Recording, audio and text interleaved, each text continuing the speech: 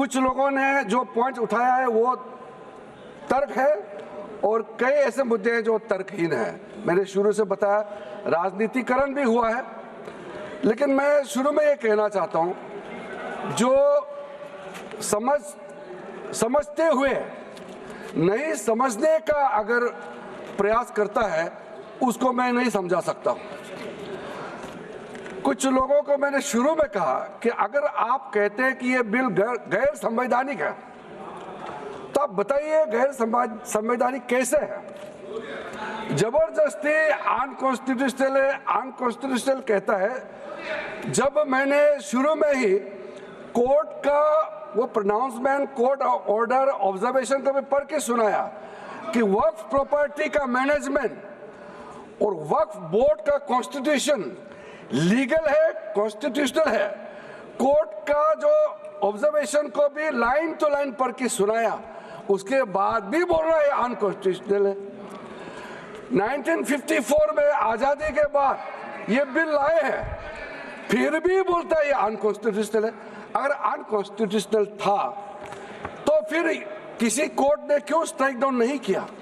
इसलिए मैं इस सदन में कहना चाहता हूं, कुछ शब्द ऐसा होता है कॉन्स्टिट्यूशनल, अनकॉन्स्टिट्यूशनल, ये हल्के में इस्तेमाल नहीं करना चाहिए। डेमोक्रेसी, कुछ लोग कह रहे थे कि डेमोक्रेसी खत्म हो गया। इस तरह का जब हम शब्दों का इस्तेमाल करते हैं तो खुद भी सोचना चाहिए। हम लोग संसद सदस्य हैं, इस सदन का सदस्य होने के नाते जो शब्द हम लोग प्रयोग करते हैं उसके पीछे जो भाव है उसको समझना होगा। हम हल्के में अगर इस्तेमाल करते हैं शब्दों को तो जो सुनने वाला क्या सोचेंगे। इसलिए अब देखो, ये अपना बात करके फिर जब समझाता है वो समझने वाला तो है नहीं, इसलिए मैंने उम्मीद भी छोड़ दिया ये समझेंगे। माननीय मंत्री जी, यहाँ सब विद्वान सदस्य हैं। आज मैं सर आपको शुरू से कहा कि सबको अपना बोलने का हक है, अधिकार है, लेकिन हल्के पलके में यहाँ टोका टोकी नहीं होना चाहिए। अगर आपका पॉइंट ऑफ ऑर्डर है तो पॉइंट ऑफ ऑर्डर का संख्या बताइए, आप उसका यहाँ सदन में बात रखिए। ऐसे बैठे बैठे कमेंट पास करते रहेंगे उससे तो कोई तरीका तो है नहीं है। जैसे कि हमारा कई सदस्यों ने, जैसे मैंने कहा, अच्छा मुद्दा उठाया है। मैं सबसे पहले जो हमारा छोटा भाई समान है, लेकिन अभी कांग्रेस का डिप्टी लीडर है, गौरव गोगोई जी है, राजा जी है, कई लोगों ने मुद्दा जो उठाया उसको मैं पहले संक्षेप में जवाब देना चाहता हूँ। आपने बोला कि ये वक्फ यूजर को कैसे ओमिट कर दिया है और इसका फायदा क्या है, इसको हटाने से क्या फायदा होता है। ये मैंने शुरू में भी कहा, अभी फिर से मैं उसको थोड़ा और ऐड करके बोलना चाहता हूँ। ये जो वक्फ यूजर चलते फिरते में कोई कहता है कि एक ज़माने में यहाँ मेरा बाप दादा या उस ज़माने में ये ज़मीन को ऐसा इस्तेमाल करता था, अगर कोई बोल देता है, अगर वक्फ बोर्ड कहने पर उस ज़मीन को, उस जगह को वक्फ डिक्लेयर कर देता है तो ये कैसे हम मान सकता है। कोई प्रमाणित रूप से अगर कहे कि ये उस समय वक्फ के लिए इस्तेमाल किया गया था, सर्टिफिकेट दिखाइए, कोई डॉक्यूमेंट दिखाइए, तो फिर इसको वक्फ डिक्लेयर किया जा सकता है। कहने पर, आप क्लेम करने पर इसको डिक्लेयर करेंगे, आप कैसे मान्यता दे सकते हैं। इसका कोई धर्म का बात ही नहीं है। कई लोगों ने कहा कि एंटी मुस्लिम है। अब बताइए एंटी मुस्लिम कैसे हो गया। चाहे मुसलमान का हो, हिंदू का हो, सिख, जैन, ईसाई, सबका हर जमीन देश का ही जमीन है। उसमें कानूनी तौर पर अगर कोई जमीन का अधिग्रहण करता है, डिक्लेरेशन करता है, रजिस्ट्रेशन करता है, सबको वेलकम करना चाहिए। इसको आप इस्लाम धर्म के खिलाफ, मुसलमानों के खिलाफ कदम उठाया जा रहा है। कई लोगों ने बार बार इस बात को दोहराया है। मैं मानता हूं कि हम लोग जब इतना विस्तार से चर्चा कर रहे हैं तो जब इल्ज़ाम लगाते हैं तो बिना तर्क का इल्ज़ाम नहीं लगाना चाहिए। सर, जो हम वक्फ, मैं राजा जी, आपने इस बात को 2 बार दोहराया है। I want to be very clear in informing my honorable colleagues that removal of waqf by user proposed in the bill is due to inadequate documentation data supporting ownership of the work properties leading to disputes. There are huge numbers of disputes pending in the tribunals, and we have to ensure that this speedy justice is delivered. Whatever possible effort we have to do, we must do. Otherwise, justice delayed is justice denied. We know thousands of cases are pending in the tribunals and the courts. How can we be just ignorant about things happening before us? We have the records in the hand. We have to take some proactive steps. So when we take certain provisions into consideration, there is a considered opinion applied in taking the particular step. There are numerous examples I can cite, but I don't want to take much time because much has been deliberated upon it. Sir, वक़फ़ और औलाद के बारे में कई लोगों ने जिक्र किया। हमारा ओवैसी साहब बहुत विद्वान है, उन्होंने कई मुद्दे उठाए हैं। उन्होंने एक आरोप भी लगाया कि मुसलमानों में वक़फ़ और औलाद का आप प्रावधान कर रहे हैं, हिंदुओं में क्यों नहीं कर रहे हैं? मैं उसको बताना चाहता हूं कि हिंदुओं में तो प्रावधान पहले से है, अलग से कानून बनाने का क्या आवश्यकता है? तो इस्लाम का प्रैक्टिस में महिलाओं के लिए, बच्चों के लिए जहां कमियां हैं, उसको पूरा करने के लिए हम इस यहाँ पे प्रावधान लेके आ रहा है।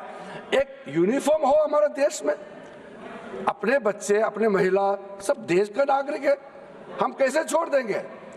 तो इसका मतलब आप खुद ही हमको आरोप लगाएंगे आप सरकार में क्या कर रहा है, आप मुख दर्शक बन के बैठे हुए हैं। इसलिए मैं कहना चाहता हूँ, चाहे विडो हो, डिवोर्स वुमेन हो, चाहे वो ऑर्फन्स अनाथ हो, उनका प्रावधान हमने किया है, जिसका एक्सप्लेनेशन मैंने पहले भी दिया है।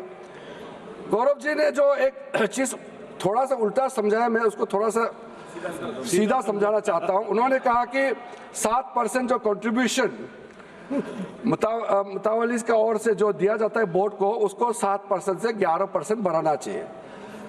मैं उसको सही करके बताना चाहता हूं। हम चाहते हैं कि बोर्ड को सपोर्ट करने के जगह वो पैसे को गरीबों के लिए ज़्यादा इस्तेमाल करें। जो औकाफ है उसको डेवलप करने के लिए और भी रिसोर्सेस उसके पास रहे। हम तो चाहते हैं कि वेलफेयर के लिए काम हो, तो उसका प्रावधान को बढ़ाने का किया है। तो मैं ये करेक्शन के तौर पर आपको कहना चाहता हूँ। कलेक्टर के बारे में ऐसा कहा गया कि कलेक्टर जो है बहुत बड़ा एक ऐसा ये पोजीशन, ऐसा एक कुर्सी है जो सिर्फ हम लोगों को नुकसान करने के लिए बैठा है, और कलेक्टर पोजीशन को विश्वास नहीं करना चाहिए। इतने सालों से कलेक्टर का जो बेसिक जॉब होता है वो रेवेन्यू, प्रशासन और बाकी जो डिस्ट्रिक्ट में व्यवस्था के लिए कलेक्टर होता है। डिस्ट्रिक्ट कलेक्टर होता है, डिप्टी कमिश्नर कहा जाता है, कहीं कहीं डिस्ट्रिक्ट कलेक्टर कहा जाता है। वो बेसिकली डिस्ट्रिक्ट में वेलफेयर ऑफिसर होता है। अगर हम कह दें कि हम कलेक्टर को विश्वास ही नहीं करेंगे, आप सोच के देखिए फिर हम विश्वास किसको करें? तो इसलिए कलेक्टर जो है किसी पार्टी का नहीं होता है। कलेक्टर एक ड्यूटी बाउंड ऑफिसर होता है और जिम्मेदारी के साथ वो अपना ड्यूटी निभाता है। इसलिए कलेक्टर के ऊपर में प्रहार करने का जगह हम सब अगर ये सुझाव देते कि वक्त प्रॉपर्टी का मैनेजमेंट में और क्या सुदृढ़ और क्या अच्छा कदम उठाया जा सकता है, अगर ये सुझाव आते तो मैं उसका वेलकम करते हैं, मैं इसको स्वागत करते हैं। लेकिन अब कलेक्टर के बारे में आप लोगों ने एकदम इतना अविश्वास मत किया है, तो मैं इसलिए कह रहा हूं कि ऐसा किसी अधिकारी के ऊपर में नहीं करना चाहिए। और कोई भी अधिकारी गलत काम करता है तो उसका तो अपना उसका डिसिप्लिनरी एक्ट अलग होता है, प्रावधान होता है। सर, जो अपील का प्रावधान किया है उसका थोड़ा डीपली आप समझना होगा। उन्होंने कहा कि पहले भी प्रावधान था, कई मेंबरों ने कहा। सर, रिट और सूट का अंतर को समझना होगा। जो रिट पिटीशन होता है वो कितना रेस्ट्रिक्टिव होता है और उसमें वो डिस्क्रिशनरी होता है। सर, उसमें आपको कोई अपना हक है, अपना अधिकार हिसाब से आप जा नहीं सकता है, उसका बहुत सीमित उसमें विंडो खुला होता है। लेकिन जब सूट होता है वो आपका अधिकार होता है। आप जब भी जाकर के आप सिविल कोर्ट में जाकर के कोई भी प्रॉपर्टी का मैटर होता है वो सिविल कोर्ट में जाता है, उसका आप इस्तेमाल कर सकते हैं अधिकार के तौर पर। लिमिटेशन के बारे में कहा गया है, लिमिटेशन के बारे में मेरा जो जितने भी हमारे जो साथियों ने कहा है, आपको मैं कहना चाहता हूं, हमारा लॉ ऑफ लिमिटेशन जो क्यों हमने इसमें अप्लाई किया है, किसी ने कहा है कि लिमिटेशन जो है यहाँ में बाकी जगह में भी है, बाकी जगह में भी है, और यहाँ कंपेयर करने का कोशिश किया, मैं उसको बताना चाहता हूँ।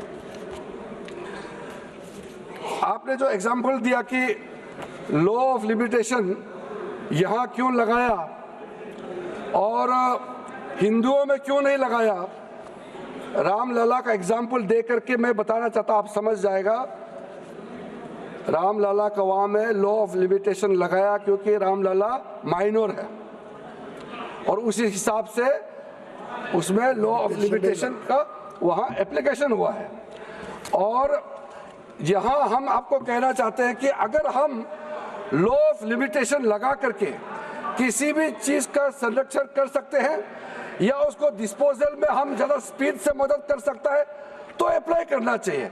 अगर लॉ ऑफ लिमिटेशन हम हटा देंगे, जहाँ जरूरत है वहाँ से हटा देंगे और अब बरसों तो किसी भी चीज़ का मर्जी से क्लेम कर सकता है, तो आप सोच के देखिए ऑलरेडी इतना केसेस पेंडिंग है, उसमें कितना और बढ़ोतरी होगा।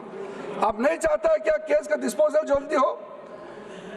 तो ये सारा चीज़ जो है आप लोग अलग अलग कई लोगों ने समर्थन किया है लेकिन बहुत सारा लोगों ने नहीं किया। सर, गृह मंत्री जी ने जो स्पष्टीकरण देने के बाद भी फिर से 2-3 मेंबर ने ये चीज़ को उठाया। मैंने सोचा इतना खूबसूरत से एक्सप्लेन किया माननीय गृह मंत्री जी ने, तब तक तो ये मैटर सेटल हो गया मैंने सोचा है, लेकिन फिर से उठाया गया है। देखिए सर, ये जो वक्फ और वक्फ बोर्ड, इसका अंतर को फिर से जो गृह मंत्री जी बताया, मैं उसको फिर से दोहराता हूं। आप कहते हैं कि ये मुसलमानों का मामला है और धार्मिक मामलों में गैर मुसलमान कैसे आ जाते हैं। ये कोर्ट का ऑर्डर भी आपको पढ़ के सुनाया, एक्सप्लेनेशन भी किया, इलस्ट्रेशन भी दिया, फिर भी आप समझने के लिए तैयार नहीं है। वक्फ प्रॉपर्टी जो वाकिफ होता है वो मुसलमान ही होता है, वही क्रिएट करता है। औकाफ को कौन चलाता है? उसका मुतावली चलाता है, वो मुस्लिम ही होता है। यहाँ में गैर मुसलमान वक्फ प्रॉपर्टी को मैनेज करने के लिए आने का संभावना कहाँ है, वो बताइए। जबरदस्ती बोलता है कि नॉन मुस्लिम वक्फ प्रॉपर्टी और मुस्लिम का रिलीजियस अफेयर्स में क्यों हस्तक्षेप कर रहा है। हम बार बार बोल रहे हैं कि नहीं है, फिर भी आप बोल रहे हैं। सर, मैं इसका इलाज नहीं कर सकता हूँ। सच्चाई को मानने के लिए वो तैयार नहीं है, मैं किस भाषा में समझाऊं सर। मैं तो परेशान हो गया कि गृह मंत्री जी इतना समझाने के बाद ये मैटर नहीं उठना चाहिए। सर, मैंने बहुत ध्यान से सबका बात सुना है। ये एक एक पॉइंट में जवाब दूंगा तो बहुत लंबा हो जाएगा, लेकिन एक डिटेल में आपको जरूर बताना चाहता हूं। जो टोटल वक्फ प्रॉपर्टी हमारा पोर्टल में है, मैं उसका जिक्र सदन के सामने में शेयर करना चाहता हूं। चैरिटेबल पर्पस के लिए हम लोग कहते हैं, कैसे इस्तेमाल हुआ है, कितना हुआ है, आप खुद सुन लीजिए। हमारा देश में हमारा वामसी पोर्टल का हिसाब से टोटल स्कूल कितना है? 1389 एकड़, उसमें 0.037% वेलफेयर के लिए इस्तेमाल किया गया है। मदरसा कितना है? 1,85,756 एकड़ है और इसमें वेलफेयर के परसेंटेज कितना है? 4.9%। मुसाफिर खाना कितना हमारा देश में है? 4,710 एकड़ कितना परसेंटेज वेलफेयर के लिए इस्तेमाल किया गया है? 0.12%। ये चैरिटेबल का मैंने बताया। और कमर्शियल का कितना प्रॉपर्टी है और वेलफेयर के लिए कितना इस्तेमाल करता है? एग्रीकल्चर लैंड 6,27,692 एकड़, सिर्फ 16.7% ही वेलफेयर के लिए इस्तेमाल किया जाता है। নানা ধরনের কন্টেন্ট দেখার জন্য লাইক করুন, শেয়ার করুন আমাদের ফেসবুক পেজ, সাবস্ক্রাইব করুন আমাদের ইউটিউব চ্যানেল।